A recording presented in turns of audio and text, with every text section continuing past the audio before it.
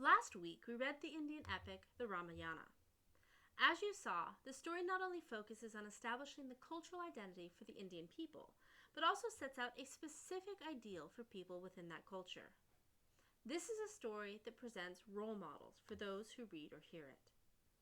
Rama is a hero not just because he saves the day, but also because he fulfills his duties as a son, husband, subject, and ruler. When his father must choose between keeping his word or keeping his son, the king chooses to maintain his honor by not breaking the pledge. Rama agrees to be exiled without complaint. He owes fealty to his father and king. He allows his dharmic constraints to dictate his choices. Sita, too, is an ideal.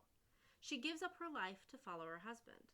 Then, when she's kidnapped and her chastity is questioned, she willingly sacrifices herself rather than have people question her obedience and purity.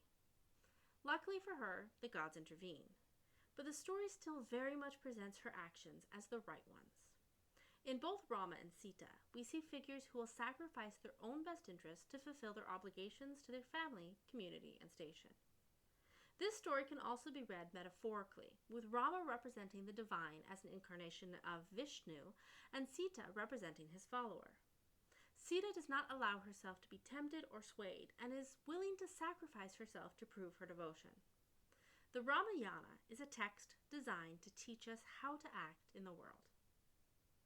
This week, we're moving to the Western canon of literature with the Old English epic Beowulf.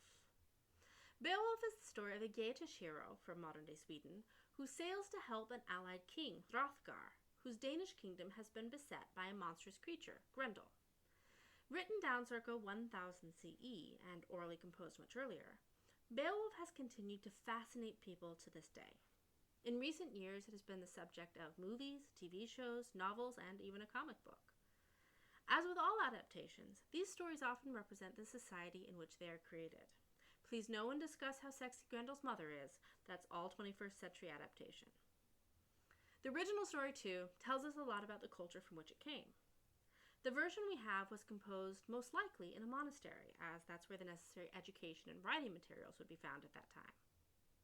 Just 66 years after the manuscript's composition, William the Conqueror would invade England, defeat Harold Godwinson, and claim England for the Normans. Thus, the reign of Anglo-Saxon kings was ended, and the Anglo-Saxon language, in which Beowulf is written, was relegated to second-place status, primarily spoken by the lowest classes. That's why the word for foods like beef and pork are derived from the Norman French, while the words for the animals are derived from Anglo-Saxon. The rich Norman conquerors ate the dishes, while the poor Anglo-Saxon vanquished raised the animals. Even before the Norman invasion, though, the Anglo-Saxons were already looking back nostalgically at the people who had come before them. The story of Beowulf, like much Old English literature, is an elegy, a lament for these times. We can date the story to the 6th century CE, knowing that Hugelac, Beowulf's lord, who actually existed, died in 520 CE. One particularly interesting aspect of the poem is the interplay of pre-Christian and Christian philosophies. For example, a major theme in the poem is weird, often translated as fate. It means more something that is destined to happen. It's not something merely beyond our control. It's part of who we are and will become. This is a major aspect of the pre-Christian belief system and is featured frequently in Beowulf. However, we also see Grendel described as the descendant of Cain.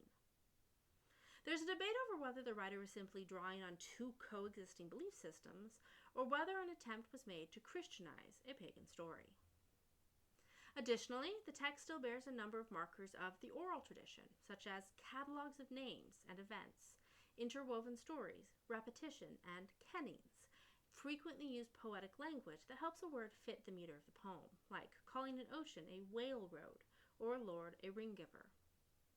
Old English scholars have struggled with this poem for generations, so don't worry if it isn't immediately clear to you.